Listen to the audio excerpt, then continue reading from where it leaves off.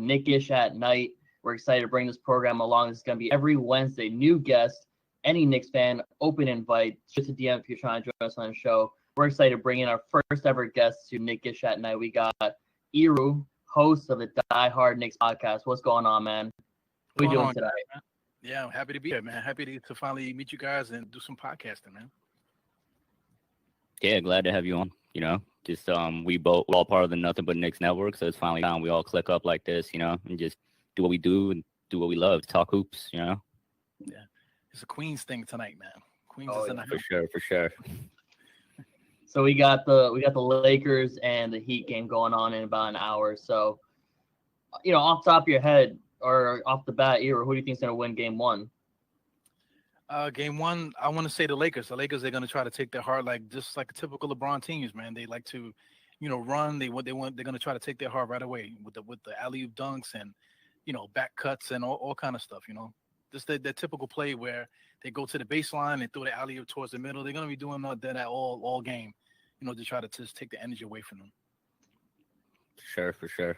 I feel like with the LeBron versus Pat Riley thing, I think today he was trying to downplay it. He's talking about how much respect he got, but how much respect he has for Pat Riley. But we know LeBron at this point, he's a petty dude, and when he puts out a message, it's for a reason. You know what I mean? So he'll big up Pat Riley, but I think he's gonna want to come out and just like you said, just make a good first impression and just get out there. You know what I mean? Do what he does, like an 80-foot alley-oop to AD. I mean, it works for him. That's one of the things that drives him forward. And we see in the past when shit gets petty, LeBron gets ready and he goes off. I think this game we're gonna see LeBron going back to his roots and just going at the Heat right now. But the defense of the Heat and 3-point barrage they're gonna come in with, I'm excited to see that. And I think they're definitely the underdogs, but when you think about that Kobe possible narrative that's been made,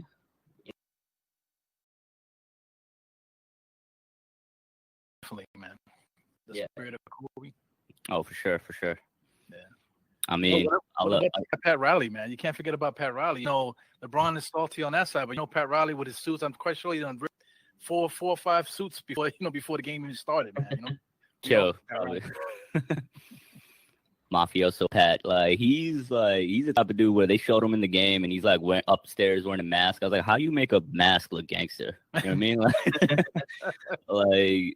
That's crazy. That swag, that aura, and credit to him. He pulled it off. He got the Heat back to the finals. What was it, 6 years after LeBron left, and nobody expected that. Mm-hmm. I know we call him Pat the Rat around New York, but you got to give credit when it's due to a legend. You know what I mean?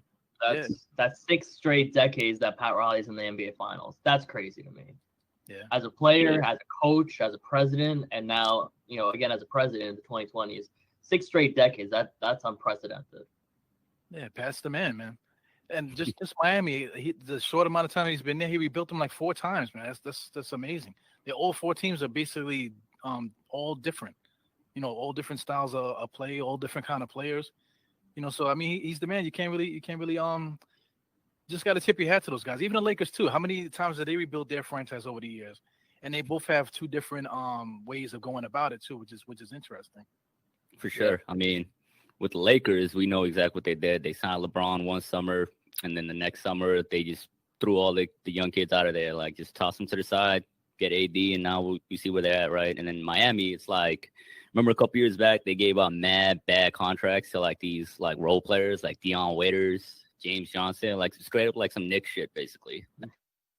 Some Knicks-ish shit, basically. But it did that just to clear it out eventually because, Pat's the man. He collects assets, whatever, gets guys in a certain way where he could package them later. Because, I mean, he did the same thing when they got Shaq. They actually were playing pretty good. They had Lamar Odom and those guys, and he just scooped them up, tossed them to L.A. Shaq came over. I don't know how. I can't remember how they got Antoine Walker and all those guys. They got Gary Payton, White Chocolate, all players. And next thing you know, they're in the finals and they win in the championship. It's crazy, man. It's the perfect comparison is seeing Iggy in the finals again, but in a Heat uniform. I swear to God, I forgot he was even on Miami before the bubble started. All these guys are getting rings too, man. What's the name? JR's gonna get a ring. Who else? Deion's gonna get a ring. Yo, what's wild is Deion's gonna get a ring regardless. Guaranteed. Apparently, if Miami wins, if Miami wins, they got the choice to give Deion a ring. I don't think Pat will do it though. Well, when it comes down to it, we know Jimmy Butler is gonna be the person who's gonna look at the most. Bam, second. Who do you think is that third player who really needs to step up for this series against the Lakers? When you think about it. What for Miami? Yeah. Well, I think that it's gonna be for them. They're like old school. They always find the open man. A couple of people on Twitter. We were talking about Twitter. A couple of people have made the connection with the 04 Detroit Pistons because there's not one player on that team that's like the alpha really. It just like what they play like 7 guys. That's typical Miami too. They always go 7 deep. So they got like 7 guys. Guys are all gangsters. They all just like Pat Riley, bunch of crazy maniacs. Led by our boy Jimmy Butler and whatever, man. Yeah. So it's just gonna be a night to night thing. Somebody always gonna pop off every night. So. Yeah, what's interesting to me is like we saw kind of Jimmy take a back seat offensively last series. He was still like what he does on defense, you know what I mean? Like locking down, just being that tough leader. But like you expect him to kind of step up and match LeBron, like tit for tat in the finals, like in terms of offense, or nah, I think he's just basically gonna do the same thing because if he starts to play hero ball, that just kills the whole thing that they're doing over there, man. So I can't wait because I know what's the guy's name, the Duncan guy. I know he's gonna get off. Duncan Robinson.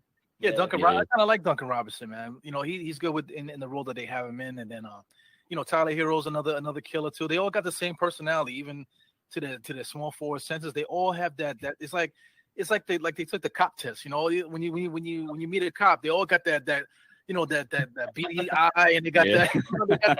No, not the cops. I got family that's police officers too, but they know they got the beady eyes or whatever. You know what I'm saying? So they got those characteristics. So, like, they just always tend to get the same kind of players. So I'm excited, man. I actually can't wait to watch the game.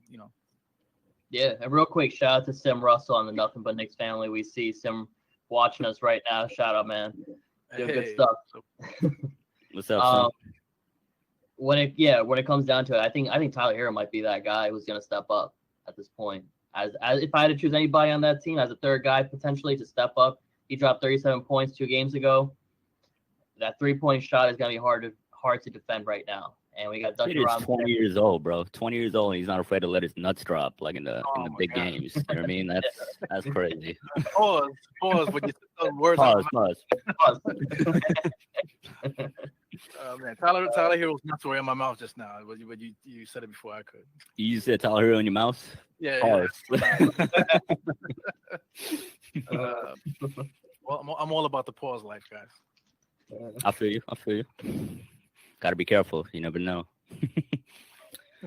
But going back to your point about just like the 2 blueprints that both teams use, like if you had to pick, like if somebody just said, yo, we got option 1, option 2 for like how you want the Knicks to build, would you go with the LA Lakers route, like with all that they did to get to where they are right now in the finals, or would you kind of do what like Pat did with the Heat, like hit on draft picks in a late lotto, you know what I mean? Kind of make these crazy trades that are out the blue, you know what I mean? Or just go after the big fish, basically.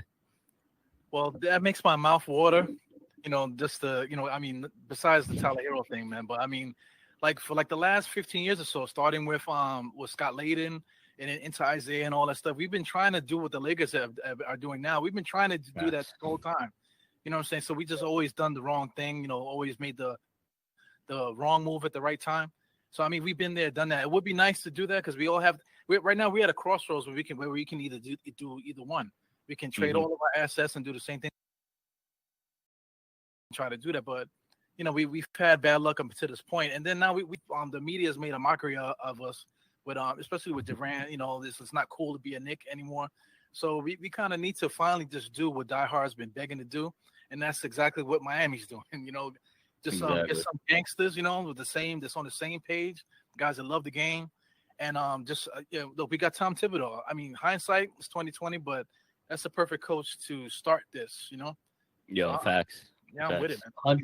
100%. Then when you look at some of the Knicks Twitter heads that are upset that we hired Tom Thibodeau so early with Doc Rivers out, as if we are guaranteed Doc Rivers on our team. like you said, Tom Thibodeau is perfect for what we're doing right now, building a gritty team. We have the front office organization. They're going to be put up to the test November 18th during the NBA draft, and we'll see what they do. But shit, we got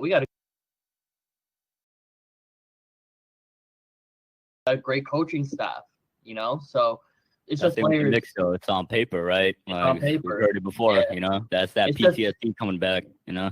Right, but you know, it's at this point, right, in developing the players, and that's what Miami's doing. And you know, truth be told, I don't think any of us really thought that Miami were title contenders a month ago. You know, I don't think so. But I think they were on that. I would have said they were on that trajectory of being like an LA team and develop their young guys and then sign a monster free agent or do a monster trade. But sometimes you know, that first methodology of how they built their team is really the way to go. And I think I agree with you there. That's the way we got to do. We can't keep looking at 2021 and assume we're going to get these free agents.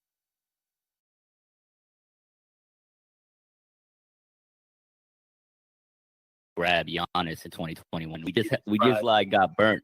We just got burnt, you know, like with the KD and Kyrie situation. Like, I'm out of that game, you know. If they come or if somebody comes, he comes, but I'm not expecting it, you know. Yeah, a lot of fans on Twitter, especially, they're already talking about the point guard. What's Dragic? They're already talking about signing Dragic this summer. I mean, just because they made the finals just a few months ago, like when that came up, they was like, oh, hell no, we don't want Dragic. He's getting old and said it. Now they're in the finals. Oh, wow, look, you should get Dragic. He's such a great player. Wow, we need a guy like that to build our team. You know, you kind of get sick of that, man. You really get sick of all that nonsense. It's just like prisoners of the moment. You know what I mean? Like, I saw people yesterday, there was like a report that the Knicks didn't pursue Jimmy Butler or something like that. I was just like, aren't you the same people that clowned us for thinking we could get a free agent? Now you clowning us for not pursuing a free agent? Like, it can't be both. You know, like these people just, I don't know. I have no idea. Just sometimes you go on Twitter, I just shut that stuff, like shut it off like immediately. Because like, why? Why subject? Yeah, that revisionist history runs deep. Yeah, the history runs deep. Well, when people say stuff like that, yeah.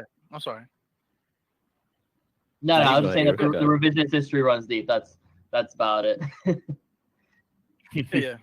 Well, I was just gonna say, like, as soon as you walk into the room, people start saying stuff. Even now, I just kind of just look at them, and they already know I got this podcast. You know, everybody's always asking me for t-shirts and stickers and stuff like that. But I mean, like, they could be talking. I'll just walk out the room and just, you know, pretend like they didn't even say anything, because you just get tired of it every day. You know, for as long as I've been a Knicks fan, I've been a Knicks fan a long time, and I've been dealing with that for at least since high school, man. So we're talking like a few decades already. I'm kind of sick of it already. Joe, trust in Leon. That's all we can say right now. You know, it used to be trusting Scott Perry like 3 years ago when we started our podcast. I think, you know, we learned our lesson. I'll be joking. Like, get all these front office people in, just let Scott give him 1 year extension, just like lead him to a broom closet. Well, what do you guys think about Scott Perry? I thought he set the table for what we're doing now, because he was able to get, you know, Mitchell Robinson and these guys, you know what I'm saying? So he kind of set us, and also the cap too. You can't really forget that he's the one that cleared the cap for us too. So he basically set the table for where we're going to go, you know. I just kind of made a joke, but I could say probably that I'm indifferent on Scott Perry, because I remember when we retained him, there was a lot of people just going crazy. Like, how could we do this? Like, well, why would we do this? This is typical Knicks. Why don't you get him out of here? I was like, is Scott Perry like Isaiah Thomas, Scott Layden? Nah, you know, he did exactly, like, he found us Mitch. He found Trier, you know, for a season, who was a pretty good find for undrafted free agent. Knox is obviously to be determined, but I feel like your point is Scott Perry just made mad solid moves, and solid to us, that's a major improvement, you know? Like, into that partnership, he realized that, yo, what did I do? Like, what did I get into? You know what I mean? When you get into work and you just got like a dumbass coworker, like, oh shit, my livelihood depends on this dude. I actually personally like Scott Perry. I think for the job that he was hired to do, he did it, and they didn't do any stupid moves. They were ready to throw the whole table for who was that Steve Mills was going after a couple of months ago. So much shit has happened since. I don't even remember. They're about to give up everybody for D'Angelo Russell, I think that was D'Angelo Russell, like, yeah, Hail Mary move he wanted to Hail do. Mary move everybody, the whole farm for D'Angelo Russell, and Scott Perry, said, nudge James Dolan a little and be like, look what Scott Perry's about to do, and Scott Perry got fired for it. Steve Mills got fired for it. So Scott Perry kind of saved the Knicks in some way or form, but as far as cap space goes, we have. As far as picks go, we have all of them and then some. So, and we got the best second round pick in the last, 5 years maybe. I can't think back who else was drafted in the second round that's as good as Mitchell Robinson right now, but arguably top 3 in the last 5 years. Jokic was 2015, so fine, Jokic like top 3. But once the last the Knicks had a defensive center, I can't remember the last time. Marcus Camby, maybe, but Tyson Chandler, defensive player of the year. I sang. Come on, bro, get some coffee in you. I hate it. But no, I think Scott Perry, for the job he was hired to do, he did. I think he does his job. He stays quiet and he's drama free. So if we can find a better GM, sure, but I wouldn't get mad at keeping him. I wanted to just say though, we're talking about Scott Perry, but I feel like we're tiptoeing around like the elephant in the room. Since we're talking about Scott Perry as a whole, that's got to go on his resume. I don't know if we want to give credit to Steve Mills for that, but Iru, like, what do you think of that? Like, I don't think we got your initial thoughts on the KP trade, obviously, but like, well, what would you feel back then and how you feel now, I guess, if we want to dig up old wounds? Oh my God. Well, I just want to say, like, in my mind, just from how I know Mills was and whatever, I could just imagine that KP came in there with his brother and said, "Yes, we're looking to do this, blah blah blah. If you're not going to get a good player to come with me, we are going to leave here and we're not going to resign." So Mills probably was like, "Man, you know what? Get the hell out of my office." You know what I'm saying? Like, you think you could talk to me like that? You hear him, Scott Perry? So I think that's how it went. That was like a drama. Mickey Mouse ass voice. I can see that. Mickey Mouse voice. So Scott Perry had to be like, "Oh my God, what are you doing?" So he just got the best deal that he could, cleared the cap and got the draft pick. So I believe that's how it went, man. So I think Mills screwed it up, and then Scott Perry had to, oh my God, damage control. You're like, oh my God, what are you doing? What are you doing? So I think we came up on it, man. I think we kind of needed to get rid of KP because because he was on that rule. He was kind of spoiled with Shumpert and the first time TJ was Tim Hardaway Jr. was there and J.R. Smith. They kind of were diva-ish, They push in out of town really. There's a lot of things like that. And also Melo too. He's a star, and then everybody talks well about Melo that he's such a great teammate. But I mean, if you watch him play, he isolates everybody on the basketball court. So I mean these are the type of mentors that he had. Yeah. But that's just some swelled up, and it just probably overflew. Yeah, and you mentioned the elephant in the room, but Scott Perry wasn't the one who caused KP to be as upset as he was. That was Phil Jackson. True. This was the Phil Jackson era with Steve Mills as his GM. And once Phil was gone, after all the fucking fires he lit up for the Knicks, players, the Sean Bradley comparison and trying to trade him, even though in hindsight that trade for Devin Booker would have worked out, but that's. I mean, I'm about to say Phil Jackson. That's neither here nor there. Phil Jackson wasn't his biggest thing was like Porzingis' injuries. Like he's like a 7'3" like twig that can't that's like in a committed relationship with injuries. Like no doubt. In that sense, he was right, but his approach as a president was not right. That's true. Those kind of things don't need to be publicized or be smokescreened in or have media leak out. That's the thing I like about Leon Rose. None of his shit is out in the air like that. They're very to themselves, as they should be. But for Scott Perry, for the job he had to do, that trade wasn't a bad trade. Dennis Smith Jr. just isn't performing as expected. But the picks they got, the cap flexibility that they got, the Tim Hardaway Jr. was not even on Scott Perry either. That $72 million contract, that's Steve Mills. So I think for the job that Scott Perry had to do, which was clean everything up, he did a good job. That's why we're on a good track right now, at least for now, time being. Yeah. Fair. Cool, man. I mean, Ira, let me ask you this. So when you watch Miami play and you see like their player development, do you kind of share the same feeling I do and just get more mad about the Fizdale era? Because wasn't he straight from that coaching tree? He was going to bring all that player development mumbo jumbo here, and then like he broke Dennis Smith's jump shot, or it was his idea to have Keith Smart be a shooting coach, and like the lack of development we've seen for the last couple of years. Like, how you feel? Like, I'm just mad watching Miami because it's like beautiful. Like Duncan Robinson wasn't even drafted, you know, and he's just like lighting it up. But we got lotto picks that could barely dribble the ball, you know. Yo, you hit the nail right on the head. Keith Smart, you know, Keith Smart is your guy. Hey, you know what? I'm gonna be the coach of the Knicks. You know what? What is Keith Smart doing right now? You know what I'm saying? Keith Smart was like, oh shit, you want me to coach on the Knicks with you? Well, oh my god, you know, he shaved his head and shit. You know. He's clicking on YouTube how to do a jump shot, how to coach it up. Weight Watchers and stuff, trying to get number two, like the first game of the first official game. I mean, because you know preseason you're trying to figure guys out and stuff. But I mean that first game, hindsight as well too. Like he started RJ and Trayer in the first game. So I mean, Trayer played like I think maybe like the first 7 minutes, and then he lost him. He left, or maybe he had diarrhea or something, and he didn't come back again for the whole game. And then like later on, as the season goes by, you're wondering like why is RJ out there? And there's no point guard. Like they had Wayne Ellington out there. They had all these and then you're thinking like, wait a second. RJ is the point guard. He thinks RJ Barrett is the point guard. We had like 4 point guards on the roster. We had, you know, I mean, regardless of how of what you think of each individual player, you want to talk about DSJ, Frank.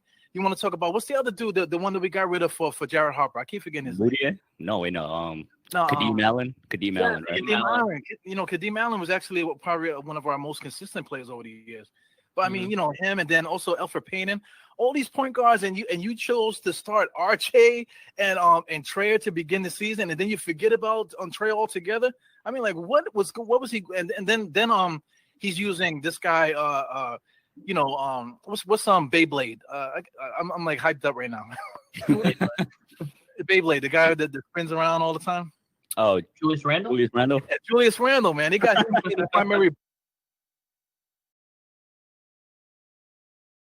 Stuff like that. I mean, it was unbelievable. He just did a pitch job of a coach, and I feel bad for him because, well, then again, I don't feel bad because people still vouching for him. I just don't get it. You didn't see what he did as a coach. I mean, I just can't believe it.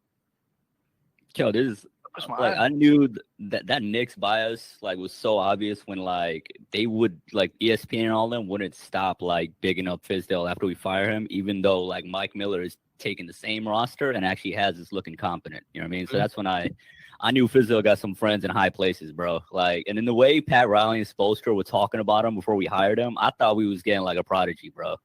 Yeah. Like, and we got the exact opposite. That was probably the most disappointed I've ever been in a coach like hire. And we've had plenty, obviously, you know. Yeah, you had the high expectations, and we learned from this. He's just destined to be an assistant coach. The guy who just he's destined to be an NBA analyst right next to Paul Pierce at that desk. You know, like I don't think he has coaching. I mean, he's the guy who can just keep the players calm, apparently, sort of. I'd be their friends. He probably play Fortnite with them. Well, I mean, yeah, you're disappointed that a coach that came from the Spoelstra and Pat Riley tree could do so poorly. And then Dennis Smith Jr., you kept him on the court that first game for, you know, however many minutes straight, but the Frank chants started coming out, and that just fucked up Dennis Jr. for the rest of the season. Honestly, I think that first game haunted him, and you know he's an emotional player, which isn't bad, but you know when you feel like the fans are against you, it makes you not want to play. I'm sure. I can't speak for it, but I'm sure that was a big reason. Yeah, I was against him when he dropped that Perry Ellis commercial. I'm like, dude, you can't take a shot, but we dropping Perry Ellis commercials. Are you serious? Like, oh my god. Yeah. I mean, at least he got the bag. You know, I think he's still getting paid by Dolan. So he got to coach in New York for a little bit. You know, like showed his wife a good time for 2 years, I guess. So you know, props. I give him respect for that too. Yeah. His wife is bad. You know. All the respect. All respect, no no offense intended if Fizzo's in the chat. My wife in the chat? Let me see. I don't think she's in the chat. Yeah, is she behind you, creeping up right now? Let me check my checks to see what you're up to now. Well, one point about Fizdale is that he was expecting to coach Durant and Kyrie and stuff like that. So that's his element. He's the guy that's like all the coaches that used to coach LeBron. What's that goofy guy with the glasses? Oh, Mike Brown. Yeah, Yo, Mike Rich Brown. One, Mr. Potato Head. Yeah, Mr. Potato. All these guys, they're not really coaches. They're just kind of like, hey guys, just pass the ball to LeBron. Like, you know what I'm saying? Like, that's a big play. You know what I'm saying? So that's it feels like, all right, come on, guys, just pass the ball to Durant, and if you can't get a shot, just pass it to Kyrie. Yeah. Yeah, I mean, to be fair, Fizzo took that same recipe. He gave it to Randall. He saw Randall do them pull-ups with the fucking chains around his neck, and he's like, all right, that's my LeBron James. There you go. The rest is history. Give him the ball and get the fuck out of the way. Yeah. Chuff. The problem was he couldn't get out anybody else's way with the ball. Like, just spin like a top in the traffic. That's the problem. Yeah, like, whoa! Where am I going to go next? Hello. But he's still a good player, though. That's true. Yeah, it's just like misuse and like a bad fit. Because like we personally loved the signing, and then just like afterwards, it was so obvious he was a bad quote unquote cornerstones, and they can't shoot. You're gonna make this free agent without a jumper your main piece, but also you want to develop the two guys that can't shoot. It's gonna get ugly, like offensively, And then it didn't help that they've signed so many power forwards too. So, I mean, hopefully, like this season or this offseason, I feel like we take that plan that Steve Mills had, like get vets and develop the youth, but we actually execute like the non-dumbass version of it, Like, I think that's the best thing to hope for. Yeah, I think the general manager or the front office aspect of it from last year kind of made sense. If you look at the shooting percentages from last year, Randall's wasn't that bad from the three. I want to say it was at least 36, 37%. And I think Bobby Portis was actually 40%. And they brought in Wayne Ellington. They brought a bunch of three-point shooters. It was really just the coaching that they couldn't keep up with. Both Fizdale and Miller just didn't know how to use Randall the right way. And you'd hope that Thibodeau, with his coaching experience, which is a lot more than those two guys, would know how to use him the right way. But at this point, I think Randall on the team just isn't a good fit unless he suddenly realizes how to shoot a jumper and not bring up the ball anymore. If Tibbs can like get a team with Carlos Boozer to win like 60 games, I think you could take a team with Julius Randle to like 8th seed, maybe. I mean, that's my hope. Just come off the bench, be that super six man. What do you think, Ira? Yeah, sure, but I agree. Cause I mean, he took a lot of. Well, I mean, that Bulls team did have a lot of talent, but he put that mix together and he was able to get them to function. Because they all were the same kind of guys. The same. They all cut from the same cloth. So I mean, like the problems with him in Minnesota is that those guys, they also were cut from the same cloth, but they were cut from a terry cloth. You know what I'm saying? So so it didn't really match with Tom Thibodeau's. That's soft. Yeah, that's why Jimmy Butler was going crazy. To even draw the question, like what do we do now? Because I know we want the cap space and stuff, so we're gonna have to renounce half the team. But a lot of guys like Bobby Portis and some of these other guys, are actually have value and they actually like it here. You know what I'm saying? So what do we do? What do we do with those type of players? Would you keep Portis? I mean, you had your choice. I mean, if I could, but I mean, he makes $15 million, so I mean that's really going to kill the cap, really. But I mean, we're going to have super cap, to get like how much cap do we have? Like is it 50 or? I think so. This summer it's like 50, 40ish. I know in 2021 we got more cap, So that's why I'm thinking if we keep like Bobby on a $15 million, like it's an overpay, but he's back with Tibbs. I think Tibbs coached him for a little bit, right? So is that connection with Fred Hoiberg? I think Fred Hoiberg was his first coach. Oh yeah, you're right. Yeah, because he got drafted 2015, right? Yeah. Chicago just let him go. Oh man. Yeah. But he might have had some insight on it though. That's true. Yeah, Jimmy probably told me, you should have been here with the other guy. Like this Fred dude don't know shit. Oh man. Yeah, I thought Fred Hoiberg was going to be on our list, our short list to be the head coach. Man, that would have been a catastrophe. Yo, thankfully not. I actually what'd you think of the list of the coaches we did interview? Because there were some interesting names in there, like some folks we didn't really hear of, like Jamal Mosley, I think, and then you look into him like, oh, okay, this dude got like a nice resume, so like, what'd you think of that list and like just the process to like get tips, Well, I think it would have been good. It would have been just like any other player that we would get. It would be let's just wait and see. So the coach would be growing with the players and stuff like that. And you would hope that that we could set the table. And then when somebody like Doc Rivers, where we should have waited for Doc Rivers, then he would have been somebody that we might have gotten maybe like down the road. That's just another, dark mirror story or whatever, To alternate reality. Organization, a losing organization waits for other teams to like fire their coaches for them to start their search. You know what I mean? Like we had all this time. Like I think Mark Berman, New York Post, he said our search was 8 weeks long. That's a pretty good amount of time, and all the candidates. Like it's like people just be talking out the side of their mouths just because it's Knicks. They're like, LOL, whatever, like, oh, they rushed their coaching search. Like, what are you talking about? Yeah, and the thing is that they're like, yeah, because of CAA connections, Tom Thibodeau was a lock 8 weeks before that anyway. It's like, so. Like that's why we got Leon Rose. That's how we got Worldwide West for the connections to get one of the most winningest coach of the last decade. He won 60 plus games. How many coaches have done that since 2000? Not many. A very short list. We got one of them right now. They talk about the CAA thing. We about to watch the finals. Like that whole Lakers front office got all over it. Like. LeBron got there. He basically said it yesterday or 2 days ago. He's like, yo, I brought AD here for a reason. Like, he officially embraced he's a GM title. I was like, okay. He used to be like slick with it before. And now he's just like, yeah, I brought him here. Rob Pelinka just like signed the papers.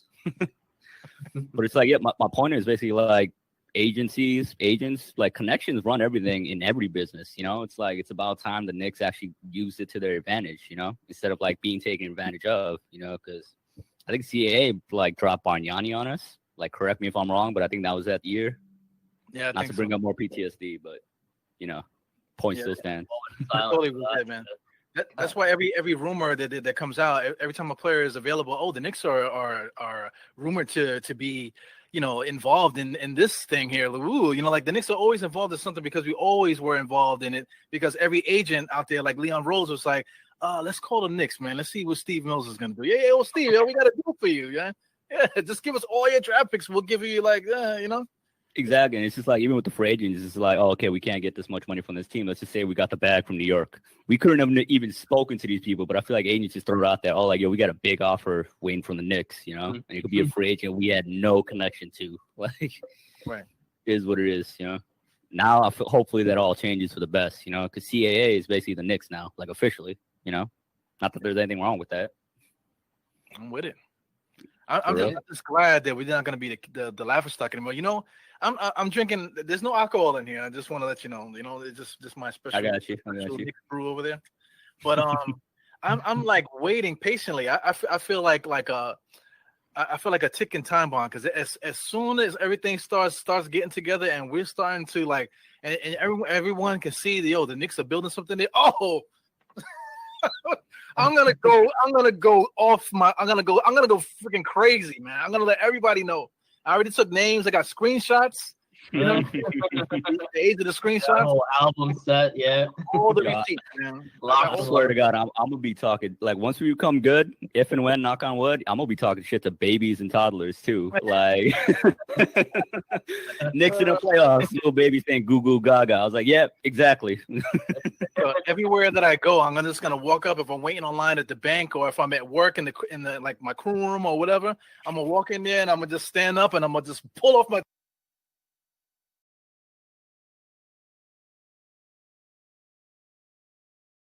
I mean, that's the thing. These reporters and bloggers or writers that be like picking on Knicks fans. That's the thing I don't think they realize. They poking like this. They poking the bear with a stick, basically. And like when we do become good and we wake up, it's gonna be vengeance. You know what I mean? Like we all got receipts, basically. Like I'm gonna be in Frank Isola's DMs, 100%. Oh, are you reading my mind? Are you reading my mind? Did you guys get attacked by Frank Isola yet?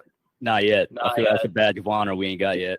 Oh man, I was gonna try to keep that to myself, but apparently a lot of people have been getting abused by Frank Isola. He actually climbed in my DMs as well. I'm like, why are you bothering me, fam? Ain't you like the beat writer of the Knicks? Ain't you gonna be on ESPN in like 5 minutes?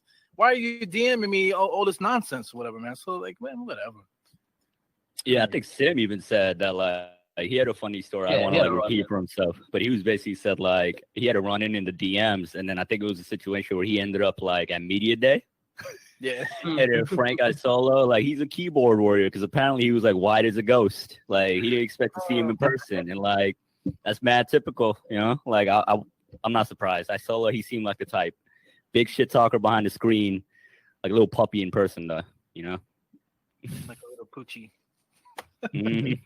Just barking and shit. Don't even know what the fuck he's barking at. Like he be like his slander doesn't even make sense, bro. Like it be the Knicks have nothing to do with the situation, and then he'll probably like he'll put out a tweet that just like brings us into the situation. It's like, oh, if this is the Knicks, XYZ would happen. How disgraceful. I was like, what are you talking about? Like he be making these timelines in his head, like these alternate realities. It just puts it out there because he's so angry. He'll name the top players in any game, be like, also players that the Knicks missed out on. LeBron James, yeah, the Knicks missed out on him 2010, 2016, all that shit. A lot of teams did. He's trash. I think Dolan's like messing around with his girls. I mean, I don't know. Well, he's a soccer dad, so maybe they try to take his soccer mom from him or whatever. I don't know. Hey. Good for Mrs. Isola. I don't want to disrespect anybody. You know, that's how you do it, I guess, right? Yeah, I mean, we'll keep it real. You know, Isola. I mean, the thing is, if Isola was respectful to fans, you know, the people that actually kind of pay his salary, I wouldn't be throwing out these kind of jokes or whatever. We probably actually wouldn't like hate him this much, or not hate, but like, you know, just clown him for what he is. But like obviously we're gonna hold a vendetta against you. Yeah. So, and we're mobbing up too, man. So it's not just gonna be Sim by himself. One day he's gonna come in there. It's gonna be a room full of us, and he's gonna be like, a soccer guy, by the way, man. He's that's his sport. So he doesn't even like basketball. So I don't even know how he even gotten to the point where he's writing a sports writer for the Knicks, man. He's made so much money off it too. For years now. Tell me about it. To this day, I think he's still on Around the Horn as like the Knicks expert or the New York sports expert. I was like, bro, why? Yeah. That like if we just talk about connections, that's like a point right there. Like, you don't matter how good you are at your job, if you got the connection, you'll get where you need to get. You know, like I'll give Isola credit for that. Shit. Yeah, that Around the Horn thing. You know, whenever they mute them, he's always like this. You know what I'm saying? While everyone else is talking, he's like this because he lost already. He never gets to the end, you know, because he's like a weirdo, man. You know how he even got there. He got there off the sweat of our backs, man, our tears. Yeah. Mm-hmm. Exactly. Yeah, and that's the best part about these podcasts because we're the ones who get to call them out on their bullshit now. For years, they've been running free, talking all their shit, creating their own narratives, but that's the best part about these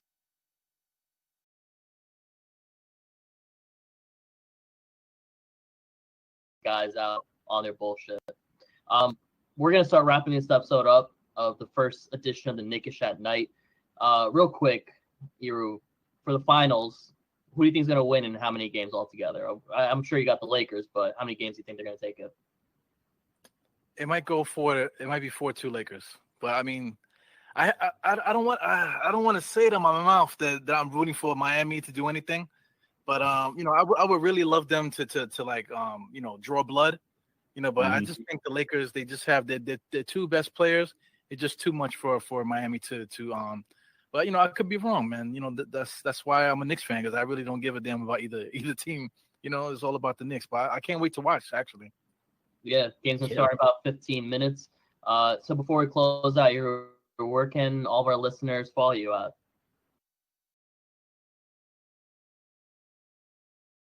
Twitter is different because you know, they only allow a certain amount of characters, so it's Diehardknicks PC on Twitter. Find me on YouTube, and of course here on Sportscaster with our guys here, the Knicks Show, and all the other guys on the Nothing But Knicks Network. Yep. So Ira, we appreciate your time. We're definitely gonna have you back on our show again. So on behalf of Nafi and I, we thank you for coming on as the first guest for Knicks-ish at Night. For those guys listening, check us out on Instagram, Twitter, YouTube, and Sportscaster at Knicks-ish Show. And subscribe to us on Spotify, Spotify, iTunes, SoundCloud. And check us out for Knicks-ish at Night next Wednesday. We're going to bring on new guests every week. And, of course, our Knicks-ish our Sunday edition Knicks-ish Show Standard Podcast every Sunday. Until next time, hope you guys enjoy the game. That's going to start in about 15 minutes. Peace out.